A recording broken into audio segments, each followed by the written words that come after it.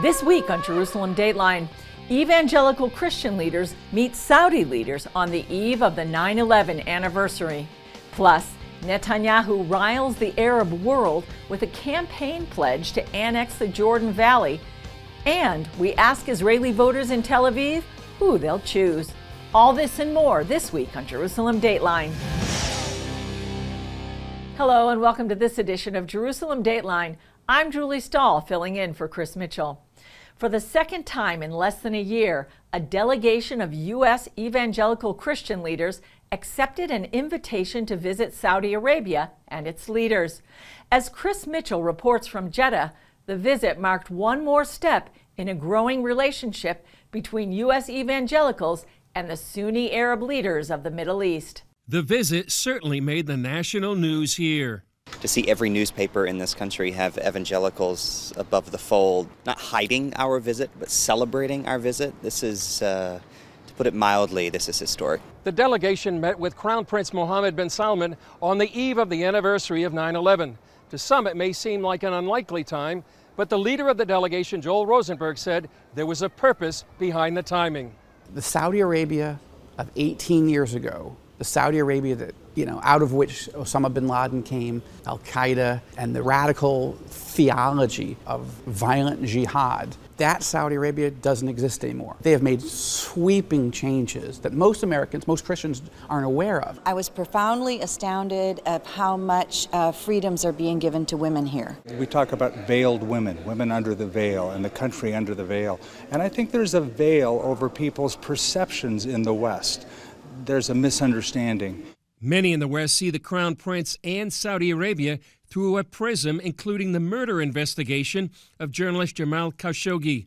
While not dismissing the crime, Rosenberg and the delegation felt it important to be in the room with a voice. The opportunity to be in the room and build a relationship means you can also ask hard questions. You can ask direct questions. You can engage on human rights issues, religious freedom issues. How can you affect it if you don't have an opportunity to talk to the top leaders? Nothing was hidden. Nothing was off the table in terms of discussion. Larry Ross served as Billy Graham's spokesman for more than 3 decades. I think Mr. Graham was a good example of how speaking truth to power and getting accomplished a lot more personally, privately, than you can making bold public statements, critical statements. To America, I would say that Saudi Arabia is a strong country, very interested in building stronger and stronger relationships with the people in the United States, with the government of the United States. Only 2 U.S. senators have visited Saudi Arabia in the past year. Rosenberg and the delegation hope other U.S. leaders will seek to meet the country's leaders face to face and see firsthand a sometimes unknown story. Chris Mitchell, CBN News, Jeddah, Saudi Arabia. Both President Trump and Israel have dismissed a report on the Politico website that Israel was spying on the U.S. The report accused Israel of planting cell phone surveillance devices that were found near the White House and other sensitive locations around Washington. I don't believe that. No, I don't think the Israelis were spying on us. I really would find that hard to believe. My relationship with Israel has been great. I have a directive. No intelligence collection in the United States. No spying. And it's rigorously enforced without any exceptions. The report comes just days before Israelis vote in national elections, which some have called a referendum on Netanyahu.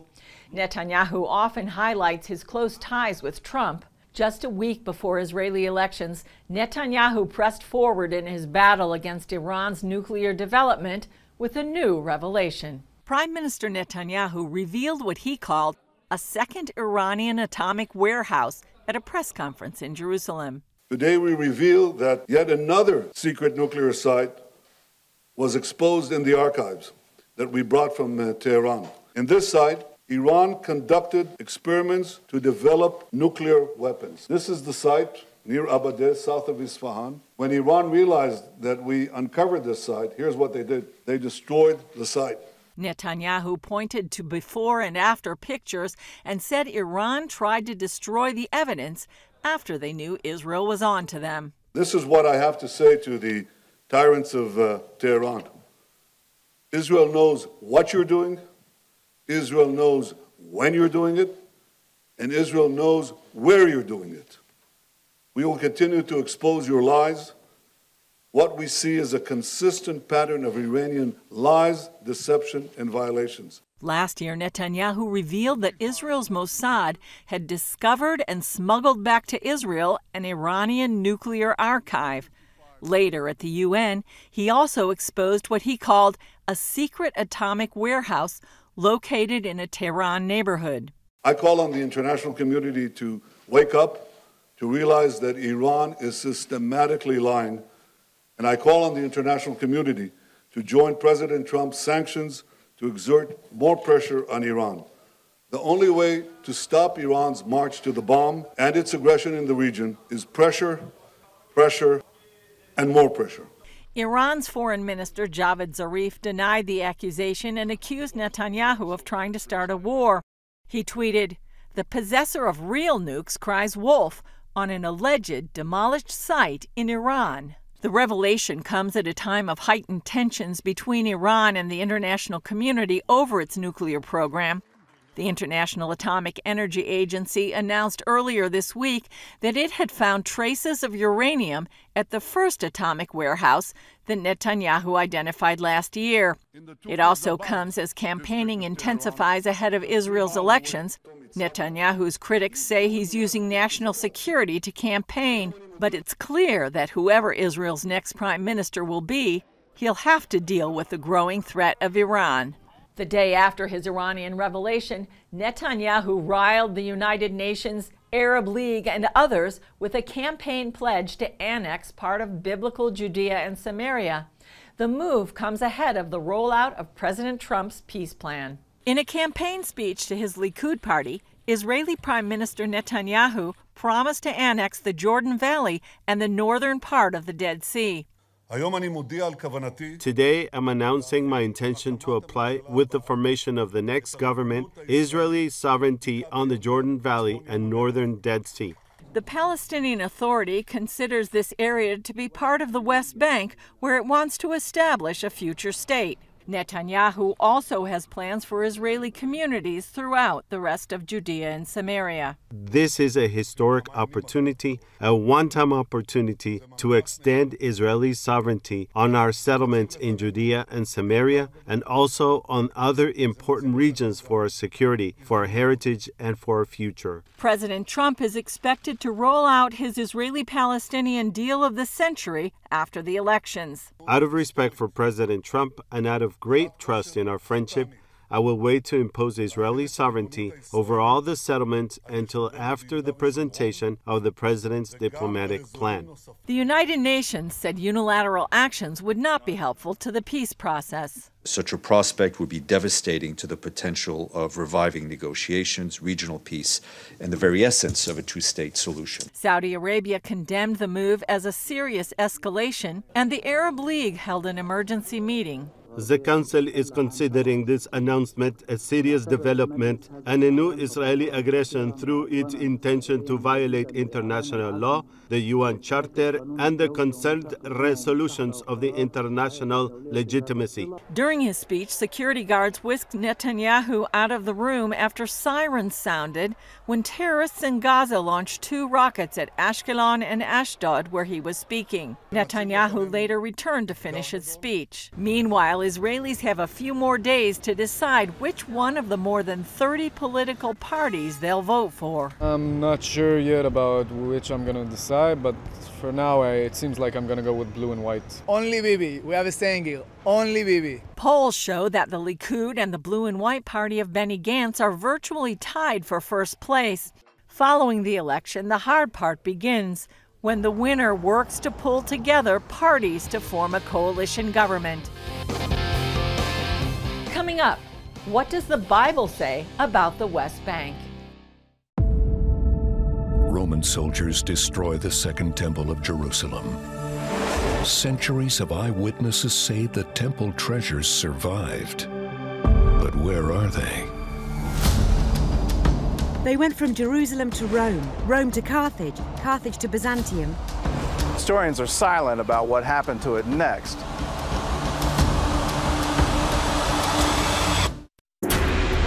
CBN Documentaries presents the worldwide release of Treasures of the Second Temple. So does it still exist today? A story of mystery. Where is it? Calamity. Most of the victims were butchered. And destiny. The possibility to dig is impossible. Get your copy of Treasures of the Second Temple. Yours for a gift of any amount to CBN Documentaries.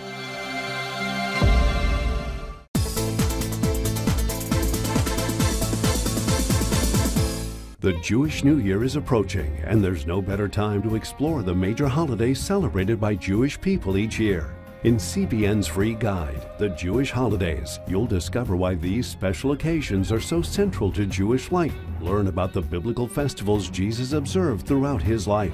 Grow in your faith. Get your free copy of The Jewish Holidays. Call 1-800-700-7000 or go to cbn.com/thejewishholidays for your free guide. Watch breaking news, in-depth exclusive stories and programs, from health to entertainment, you won't find anywhere else. The CBN News Channel, a perspective you can trust. Enjoy credible news reporting from around the world. Discover inspiring programs and stories of hope, all in one place, from a Christian perspective. The CBN News Channel, a perspective you can trust. Check your local listings or visit cbnnewschannel.com. Hey, if you're tired and exhausted all day, you can't think clearly, and you really just need a cup or even a pot of coffee to get through your day, then join me, Dr. Josh Axe, for this new series where I'm going to teach you how to transform your diet and use essential oils and supplements to get a better night's sleep. Protect your sleep and live your best life with innovative information from 5 leading sleep experts. If you're not a great sleeper, you can do things to make yourself a great sleeper. If you're already a pretty good sleeper, you can enhance your sleep and be even better. Discover a sleep-enhancing bedtime routine, how to put insomnia to rest, learn how to relieve pain that disturbs sleep, and much more in Protect Your Sleep. Everything you do better with a good night's sleep. Wake up to your best life. Call 1-800-700-7000 to get your free DVD or booklet of Protect Your Sleep today. Don't miss out on this brand new series. As we heard, Netanyahu's pledge to annex areas the Palestinian Authority wants for a future state created an uproar. On the ground, it's a complicated situation. But politics aside, here's a story we did a number of years ago about what the Bible says about the West Bank. Most of the world calls it the West Bank, but the Bible gave it a different name. We find it in the Bible that it's not called the West Bank, although it is on the west bank of the Jordan. We know it as Judea and Samaria. On the hills of Judea, Samaria, the Jewish people were born, and that's where it all started. That's where Abraham walked, that's where Isaac and Jacob lived. That's where Jacob slept and had his famous dream. This is the modern-day community of Bethel, named after biblical Bethel, the house of God. It may not look ancient, but here, 4,000 years ago, the Bible says God appeared to Jacob and promised this land to him and his descendants forever. Jordan took over the West Bank following the 1948 Israeli-Arab War. About 20 years later, Israel regained control during the 1967 Six-Day War. 1.6 million Palestinians and 350,000 Israeli Jews live here. Now this area, known as Israel's biblical heartland, could be the future Palestinian state. This is Highway 60, the main West Bank thoroughfare for both Israelis and Palestinian Arabs. But Dean Bai says it's much more. It's probably one of the most amazing roads in all of history because God met with his patriarchs. He met with Abraham, Isaac, and Jacob. He covenanted this land there. Along this road, Jesus met with a Samaritan woman. It's along this road that he declared to her who he was. Some biblical highlights along this road are present-day Jewish communities. They include Jerusalem and Shiloh, home of the first Jewish tabernacle. This Israeli park is near Anatot. According to the Bible, this is where God told Jeremiah to buy a piece of land and bury the deed in a clay pot as a sign the Jewish people would return to the land. He says, I want you to buy from your uncle a piece of land in Anathoth, and would you do it up legally with a seal and a deed and a title, and would you put it in a clay pot so it will last a long time? Despite the significance, you won't see many visitors. That's because many West Bank cities are under Palestinian Arab control. In fact, the only controlled areas frequented by tourists are Bethlehem and Jericho, the oldest city in the world. Other sites under dispute include Rachel's tomb in Bethlehem and the Cave of the Patriarchs in Hebron, where Abraham, Isaac, Jacob, and their wives are buried. While some Israelis would be willing to swap Judea, Samaria, and this biblical heritage for peace, Naftali Bennett objects. The source of the Bible is here. If, God forbid, we uproot ourselves, there will never be peace. They'll say, man, these Jews don't feel any connection, so how about just wiping them out of this country altogether? If we're not in Jerusalem, if we're not in Hebron, if we're not in Bethel, we won't be in Tel Aviv. Bai says it's up to Christians to take the side of God. I think God's plan and his purposes was that Israel would allow the stranger to dwell here, but he's given this inheritance to Israel. He's given this to Israel to be the steward of this land. At least we can do is respect God's choosing. Up next, the story of how a tiny nation took on its enemies and became a formidable military power. Christians around the world are standing with the Israelis. But why? In CBN's free magazine, Friends of Israel, you'll discover why Christians are supporting the Jewish state, how Israel is fulfilling prophecy as a light to the nations, and ways you can pray for the people of Israel. Israel needs the support of friends like you. Call now or go to cbn.com to get your free copy of Friends of Israel. Watch breaking news, in-depth exclusive stories and programs, from health to entertainment, you won't find anywhere else. The CBN News Channel, a perspective you can trust. Enjoy credible news reporting from around the world. Discover inspiring programs and stories of hope, all in one place from a Christian perspective. The CBN News Channel, a perspective you can trust. Check your local listings or visit cbnnewschannel.com. Hello, I'm Dr. David Perlmutter, board-certified neurologist and #1 New York Times best-selling author. Wouldn't it be great to boost your energy, eliminate brain fog, and even reverse brain disease? Well, you can, and I'm going to show you how, along with some of the world's most well-respected brain experts, in this DVD, Protect Your Brain. Get Protect Your Brain, a free DVD only from the Christian Broadcasting Network, featuring experts on the cutting edge of neuroscience and brain health. No matter how many times you've failed in the past, you really can do this. In Protect Your Brain, you'll discover simple strategies to keep your brain young and healthy. Improve your memory. Discover the gut-brain connection. In Protect Your Brain, get your free copy at cbn.com or call 1-800-700-7000.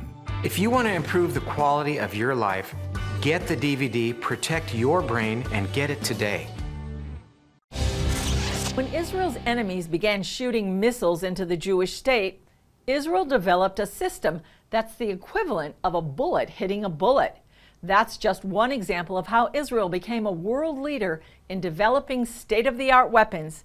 Here's the story of how a tiny nation of 8 million became a global military superpower. When it comes to state-of-the-art weapons, the Israeli military has succeeded in such a short time, in under 70 years, in establishing what's the most formidable, powerful militaries in the world, and possibly the most innovative military in the world. Jerusalem Post editor-in-chief Yaakov Kass co-wrote The Weapon Wizards, how Israel became a high-tech military superpower.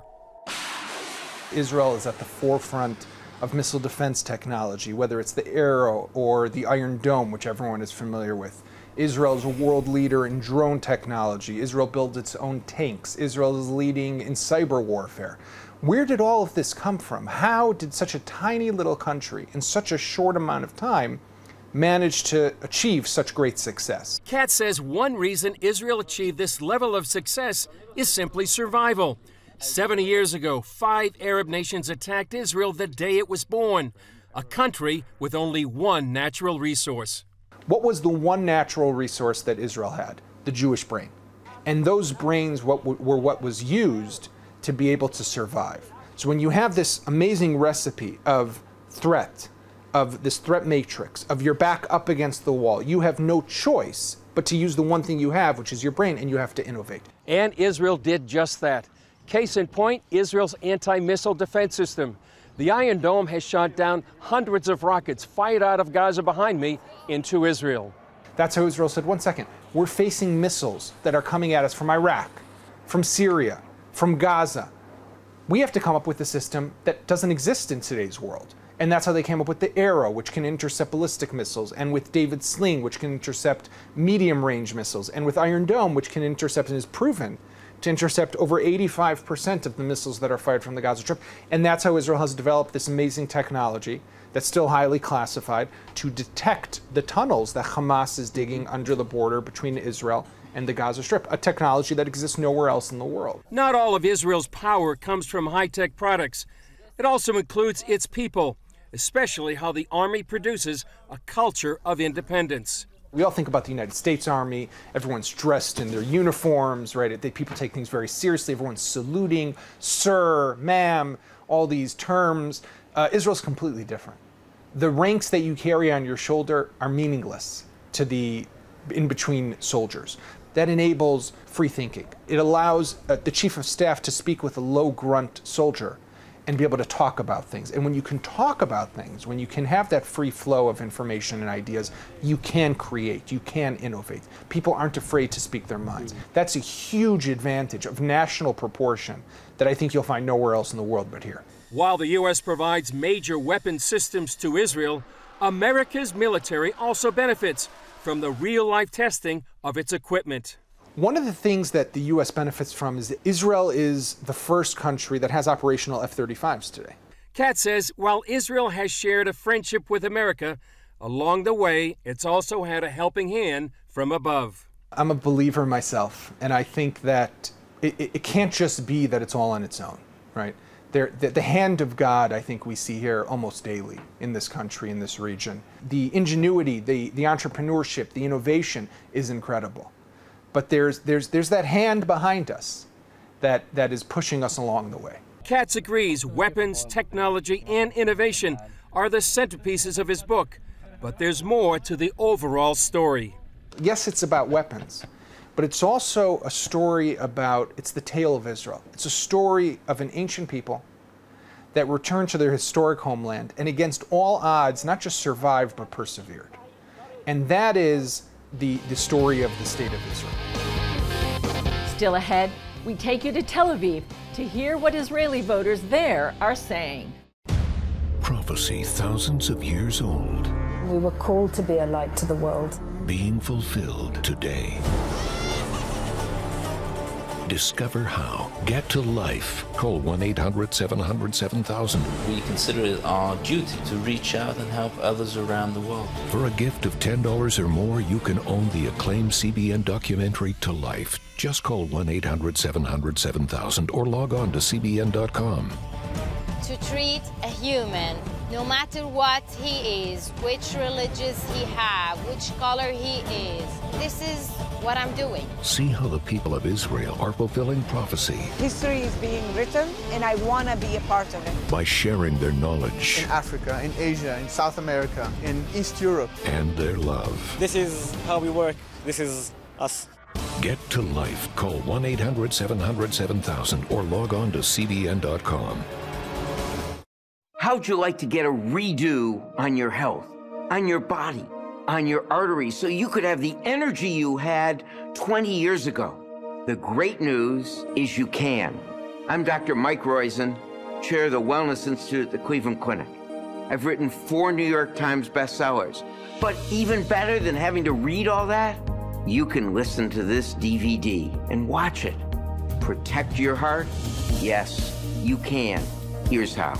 Go to CBN.com or call 1-800-700-7000 for your free copy of Protect Your Heart. Let the medical experts show you their new discoveries on how to avoid heart disease and even reverse it. Easy steps to uncover the hidden dangers in your medicine cabinet, reduce stress, and get a complete do-over for your health. Call 1-800-700-7000. That's 1-800-700-7000. Or go to CBN.com to claim your free copy of Protect Your Heart.